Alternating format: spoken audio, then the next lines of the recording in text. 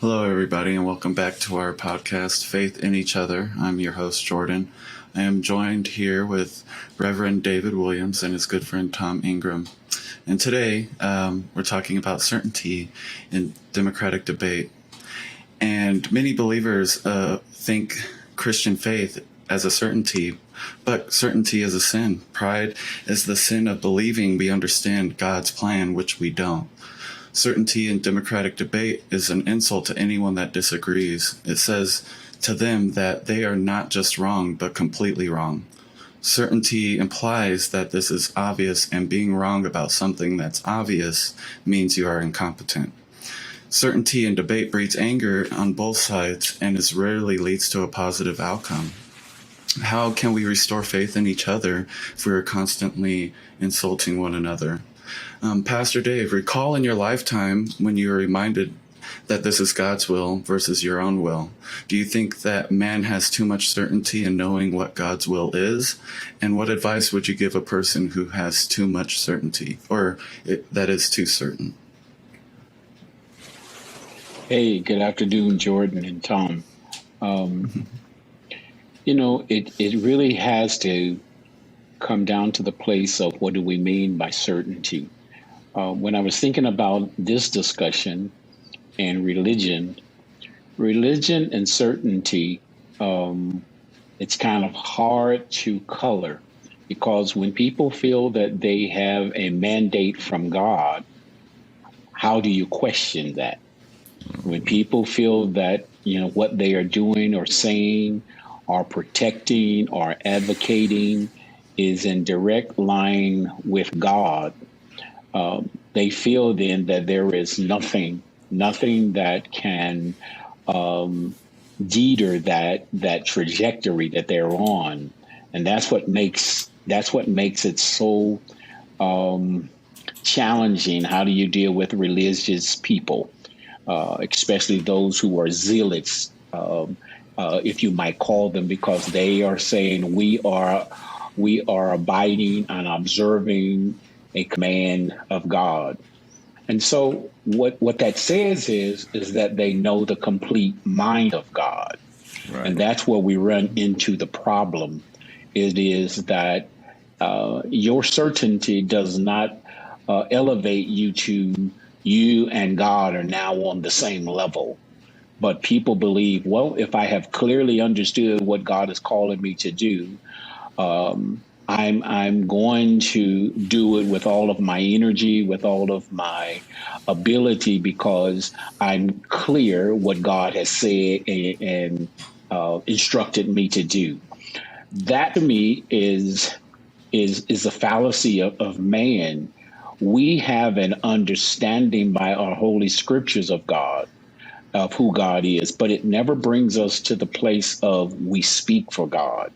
We actually try to interpret what we believe the character and the values of God are, and try to translate that into our behavior and to our walk with our brothers and our sisters. But we are never, ever brought to the place where we actually know the mind of God. And people can't understand that. They believe, many people feel that because I feel so deeply about a matter or so deeply about an instruction that if I don't follow to the completion of how they have viewed the outcome has to be, then they are afraid of letting God down. And because they don't want to let God down, they then will take that stand of what we're doing is life or death. I'm going all the way with this, because in their interpretation, this is what God has commanded them to do. And so that is the problem within itself, is when we believe we have the authority of God with no other outlook, no other impression, no other option, when our option is totally taken as this is the direct descent of God himself, and we are doing God's full work, then we move into a certainty that can be dangerous, because we're now saying we have the total clarity and mind of God. And even our Christian scriptures says that's something we don't have, not yet. And so I believe, Jordan, that's where certainty, that's why certainty is so volatile, is because people are acting in I want to say in good faith, but they're saying this is mandated directly from the creator. And since it's directly from the creator, they are mandated to do whatever they believe their understanding of that mandate is. And oftentimes it can be at the destruction of others. And in the destruction of others, they still feel like I'm living out what God has commanded me to do. And so they're living in a certainty that I believe that they have told themselves this is in direct line with God speaking clearly into their lives, and they now know the mind of God, so they have the authority of God to do the work that God has called them to do. Okay, thank you very much for that. Tom, would you like to add on to what Reverend David said? Yeah, one of the things in the 7 or 8 years that I attended your sermons, Reverend, I mean, I always really enjoyed them. But to me, there was always a lack of certainty in everything. I mean, I can't say that for sure because they're your sermons. But one of the things I heard was that, God gives us a concept, but it's not, we can't be too certain about any particular thing. But I think No. your sermons to me carried a message of uncertainty. I don't know if that's unfair or not, but no, that's totally fair, Tom, because it gives room for our humanity to breathe. right. But when you speak as I am the direct ambassador of God, and what I say is in direct line from his lips to my lips, we run into a danger. We can run into a danger. And the other person is inferior. That's all the way Pastor. inferior. Yeah, because they don't have the access. I got the access. Right. I'm better than you. That's right. And that's what plays out in our political debates. That's where really what I believe plays out in our political debates. Certainty is the way that we destroy faith in each other the most in our society right now. So to me, it's the most important thing. But what I would say about the certainty that we hear in our language today in our political debate is, in my opinion, the people that are speaking in such certain tones are not doing so in order to insult the other person. That's not the intent, is to insult the other person. The main intent, in my opinion, is to tell the other people in our group that we're a loyal member. We don't want to get thrown out of our group. So the certainty we show is really, we're showing the other people in our group that we're with them, we're one of their members. We're not really thinking about how it affects the other people. But I just think that when somebody else has an opinion and you're 100% certain that you're wrong, it sends a message of superiority. It sends a message that your voice doesn't matter. And I think that is the way that we're destroying faith in each other in our society right now. Absolutely. I would agree. Tom, consider our current situation. How big of a threat is certainty in our democracy, I think that certainty is what is shutting down the conversation. Everybody's certain about both sides, and it just makes people angry. And I think that the division we see in our society, the lack of faith that we have in each other, I think it comes from originally from this very certain way of speaking that we have. And so when I was your age, Jordan, and when Dave was your age, we would start our sentences with, in my opinion. And it was a way to signal to the listener that you're part of the conversation, that you're here too. I respect you. This is my opinion. This is not a fact. And we've stopped doing that. We speak in ways that belittle the other people. And if we could find a way out of that, I think that it would make the whole political environment so much better. And when we come to Thanksgiving, when we go to Christmas, when we go to our business meetings, we know how to speak to people in a way that doesn't insult them. So it's not as though the skill set isn't there. We just need to apply it to our political situation. Absolutely. Pastor Dave, back to you. I would like actually to hear an example from your life of, someone perhaps taking God's will and kind of making it their own. And what would you say to that specific person? How would you get them to see that, they're doing things the wrong way? Well, I think you hit upon it.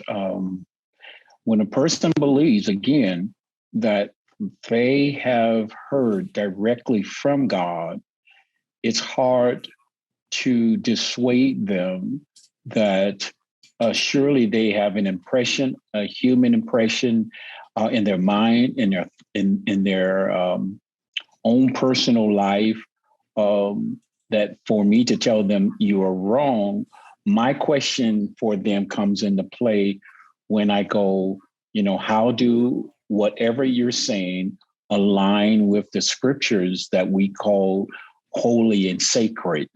How does your picture of what God is saying or calling you to do, react, or to be, how does that line up with what we call the character of God?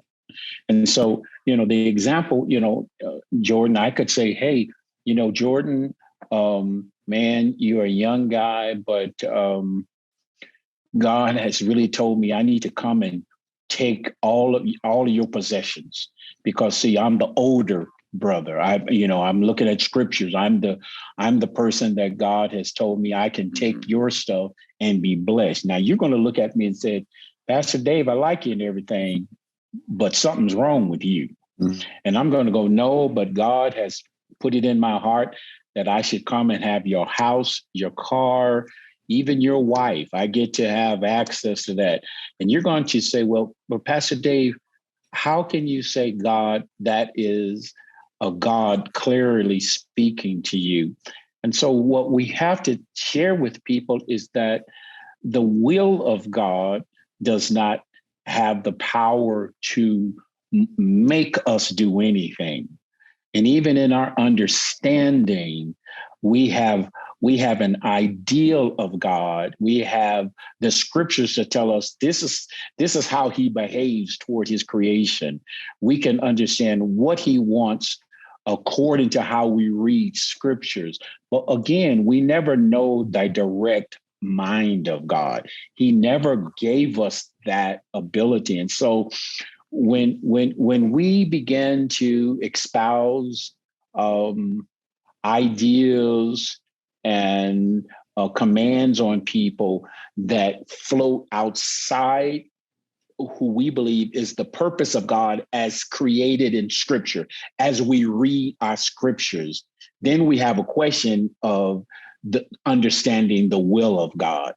And even at our best, we still miss the inerrancy of God. So I think what I'm trying to say, Jordan, is when people, I would say this just came to me real quickly. Often in church experiences, the way people will say to you about a matter to make you back down, they will use a line like this: God spoke to me.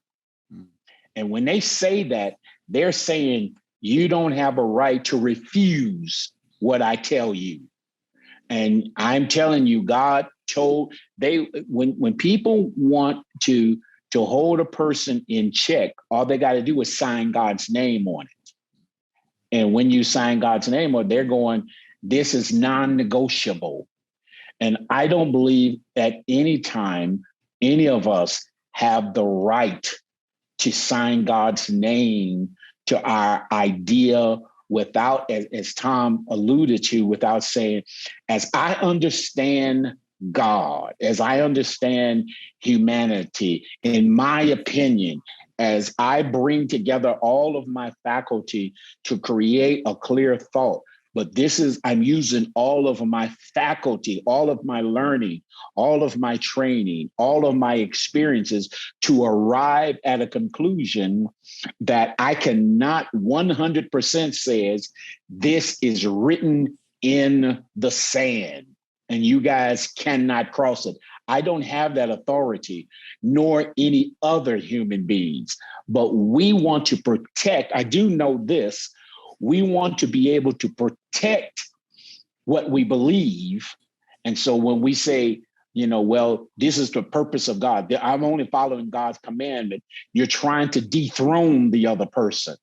You're trying to actually cut the legs out from up under the person so that they have no other recourse other than to say, okay, I'll follow through with it. And that's where certainty is dangerous. Yeah.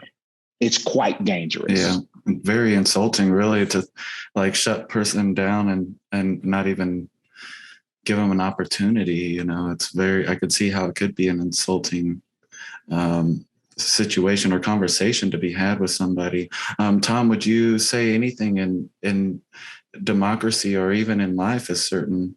I mean, is there anything, Pastor Dave, either of you, is anything certain in this life? No, what's certain is that murder should be illegal.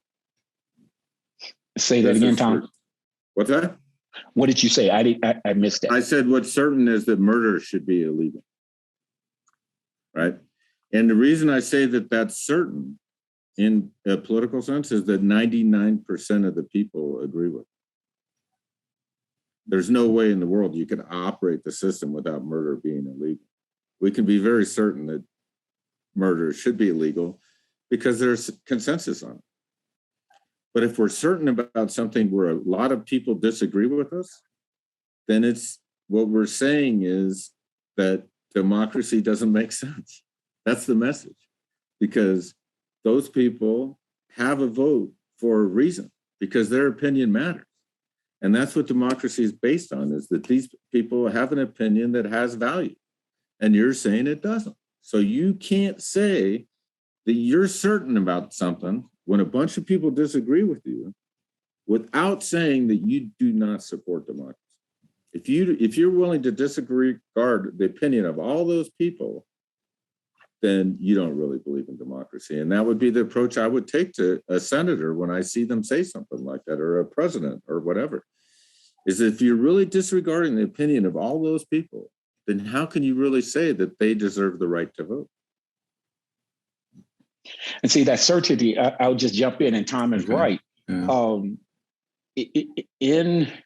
In being so certain about whatever your thoughts or ideas are, if you are so certain about the matter and there is no other possibility or position, you stop thinking about what the impact is. You stop thinking about it doesn't matter. You're just saying, I don't care about the impact on anyone else. And that is dangerous, because you're saying only my thoughts matter. And so when we, from a Christian position, I know my Christian brothers will say, well, Pastor Dave, we have to be true to God and God's word. And I'm going, okay. But I also have to say, when I say being true to God's word, I have to sift that through the character of God. Even though I want to say I'm being true to God's word, but I'm going to say, but no Japanese people can be allowed in the theater. We don't want any Japanese in the theater. Everybody else can, but I'm being true to God, because he says, watch out for people who are non-believers. So I'm going, in the grand character of God, does that reflect God, who is the creator of all things, to all of a sudden say, now I'm going to slice out certain creations? And so when somebody says, but I'm standing on truth, I believe you're standing on a truth, but the a truth may not be the subtotal of truth. It may be a truth, a understanding, a perspective. And what we want to arrive at, it is whatever that a truth is, does it still bear or reflect the glory of God? With or without you, does it reflect God? Okay. And sometimes I don't think we can. So we will bypass the glory of God, which is his true essence. So it's easier to bypass that and just say, I believe this is what God have me to say to you because I have sifted it through my mind. That's fine, but that's not total truth just because you say so. Yeah, absolutely. So that would lead me into my next question for you, Pastor Dave. If everything is God's will, then is war and famine, disease and destruction a part of that same will, or is that man's will? Is that a byproduct of man's will? Everything is not the will of God. Not everything's the will of God. No. You the way I hear the question is everything that is happening, is it purposed by God? No. Okay. War is not purposed by God. That's a human construct. Okay. When I say what is the will of God, I'm using it in term is what is it that will reflect the presence of God? Okay. So when somebody says, well, the will of God, why does the will of God allow death? God is not bringing death to us. Death happens to be part of our human sin. It's a result of our brokenness with God. But God had no intention of men and women to be brought to this place of death. If we read the 3rd chapter of Genesis, before Adam and Eve, had that falling out with God, they would have been in relationship with him forever. All of humanity would have been in relationship with God forever. It is my will and God's will. It is my will never, ever is equal to God's will because my will is flawed. Human will is flawed because we see each other through different lenses. But God has perfect sight upon what he really wishes for us. And so he is inviting us to look through his lens, but often we look through our own lens. And so we see war, we see jealousy, we see hatred, we see pain and suffering, but that's not God imposing that upon us. It is our behavior has opened the door for those things to touch us. Okay. So my next question actually kind of segues from that one question. Can God's will and man's will ever exist at the same time, or is that what you're speaking on? That's what the product we have now. They do exist at the same time, but they're not one and the same. No, they can never be one. Okay. We believe until the world becomes enamored by the story of God saving man from his brokenness, will we become one. But we are, because we have the choice, do I do what you say? Do I do what you want of me? Or do I do it my way? And when we use the word to save, we're saying to bring people, to bring the kingdom of God that is perfect in its full relationship, man to man, woman to woman, child to child. We are asking that kingdom would be here on earth. But right now, everyone has not embraced that is the true kingdom. We have greed. We have power. So we are living in the kingdoms of greed and power and destruction for my own benefit. And so that's one kingdom. And we are asking people to see a higher kingdom that brings unity and brotherhood and sisterhood, where all needs of humanity are met together. And so God's will is that we would live in that kingdom, but he cannot force us into that kingdom. The church and other faith communities are saying they are the agents who are talking about, would we try our best to look at a new kingdom or a better kingdom than the kingdom of the world that is so flawed and so dark. This isn't the best place to live with each other. There's a better place. We believe when you see that better place, it is the result of the kingdom that God really has us willed to live in. Gotcha. And I would say, I mean, I'm speaking for you. You are 100% certain that's the truth for you because your faith, that's what you believe. So then people on the outside looking in, getting them to have that faith in that hey, this is, a man's will and, God's will, and we need to, live in that certainty and get ourselves out of this mess. It's kind of hard to bridge that gap. I know personally, being so young and knowing the younger crowd, they don't have that connection to the faith or religion that's been badmouthed so much amongst the younger crowds in my personal experience. And my question is, I mean, I've heard it from Tom.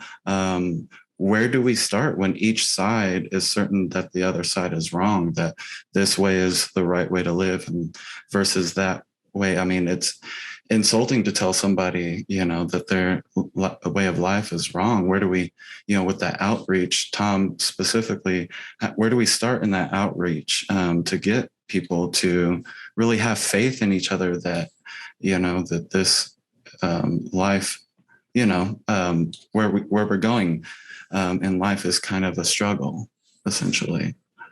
Well, what I would encourage the listeners to do is to listen to, CNN, Fox News, or whatever newscast you want to hear, and then listen for the certainty. Don't listen for what they're saying.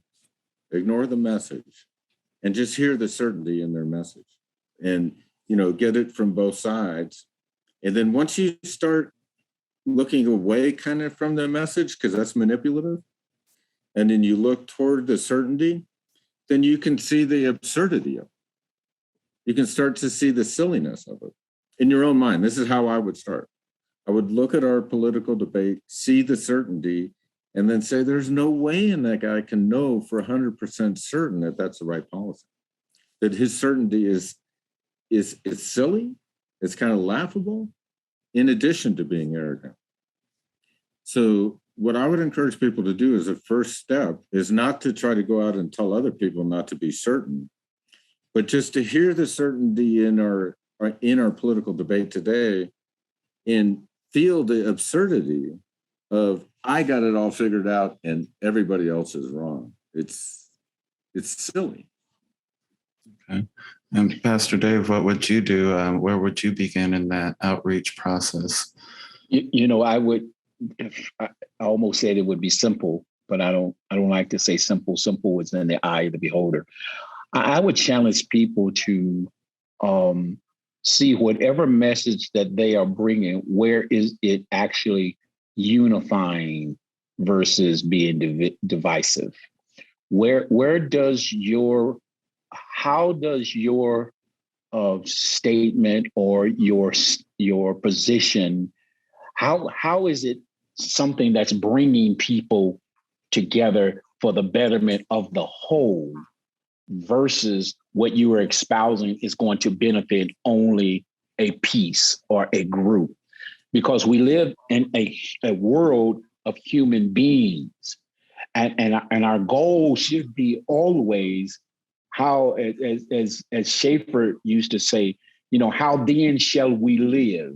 How shall we live together on this planet in a unified way versus an adversarial way? So I'm challenging people, whatever you are embracing, is it unifying? Is it looking beyond your own need or those you only like? And is the umbrella large enough to bring others in with you and benefit others as well as yourself? If that is true, if that is the case, then your certainty then has merit.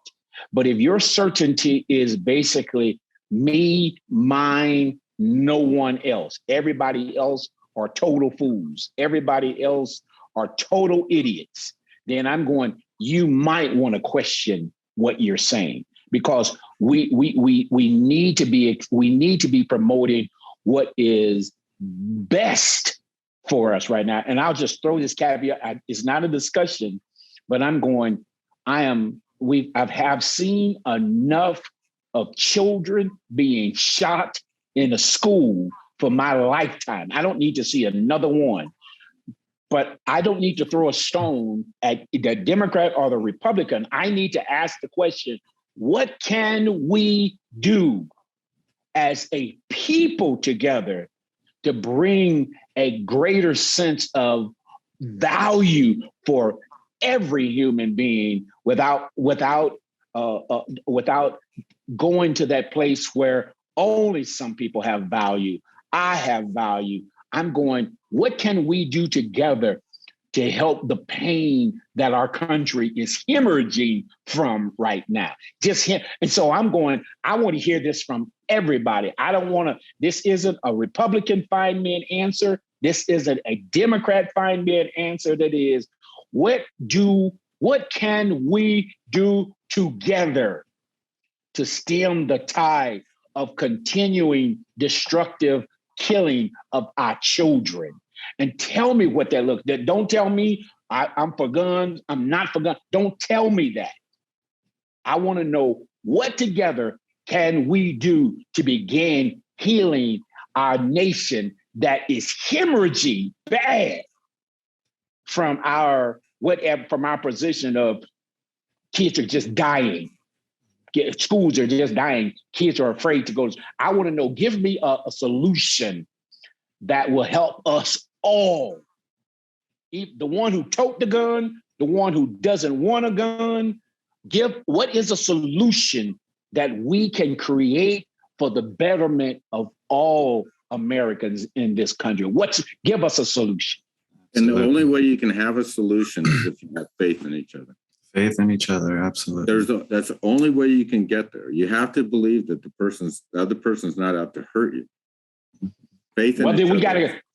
Could we have a dropping of arms day? Do we need a national day where we will not be a Republican, we will not be a Democrat, we will meet at that line and we say, today we are one nation of people wanting the best for each other?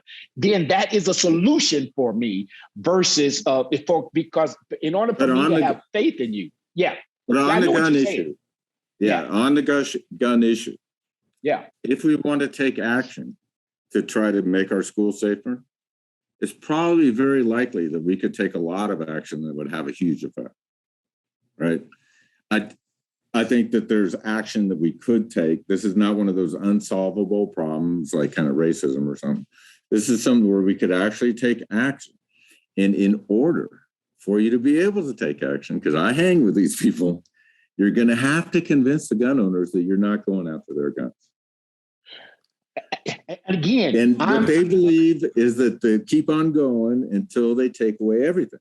But there has to be some kind of faith in each other to be able to compromise.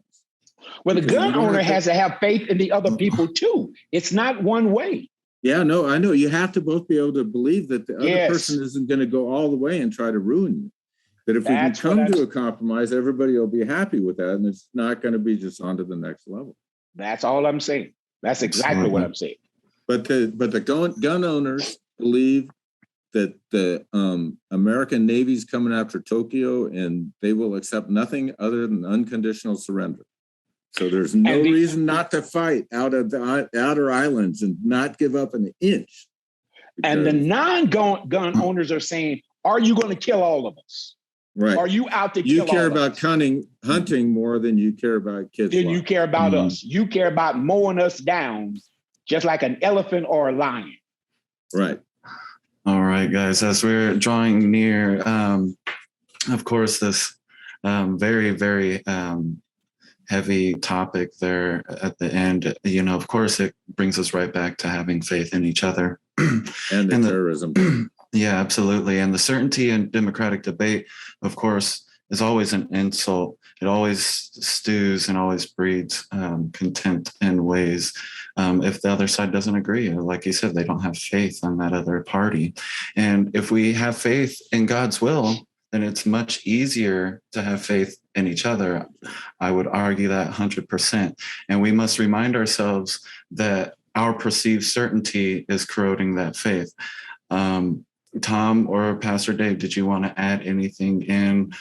Final topic talk about the topic before we wrap things up? Could we, I'll say it again, could we take the shirts off for one moment of Republican and Democrat and see ourselves as one nation? Could we step away from defending my political view and being able to say my human view of the country that I live in, which encases all of my brothers and my sisters? And I know for the Democrat, he's going to say, but I got to wait for the Republican to do this, and the Republican, I got to wait for I'm going. Could we both step away for one moment without defending our reasoning and saying, where are the gaps in our nation that we together could, as Tom says, we could fix these. These are fixable. Could we for one moment say, I'll take my jersey off and I will keep that thing that we need to work on together? And you won't hear me talk about I'm being certain about my Republican or my Democratic position. I'm being certain that this is killing or hurting or maiming all of us. That would be my heart and hope, is that maybe one day we could move away from our idol worship of who we are as a political party and see each other as see each other as part of the human race. Absolutely. And the way I would put it, though, Jordan, is that whenever you let your self-identity be your political beliefs, then it's very, very difficult. And I think, a lot of people are that way in the United States. I'm a Republican because I stand for efficiency, and that's who I am, and that's my identity. Once it gets to your identity, then I think it takes you in dangerous locations, but it's also impossible to see the other person's. That's right. I agree. That when you look at yourself, see a worker, a lover, intellectual, but don't see yourself as a Democrat. It shouldn't be part of your identity. Right. Well, thank you for that, guys. I appreciate it. Of course, thank you all for joining us again. Of course. And thank you all for being here on our podcast, Faith in Each Other. And we will see you next week.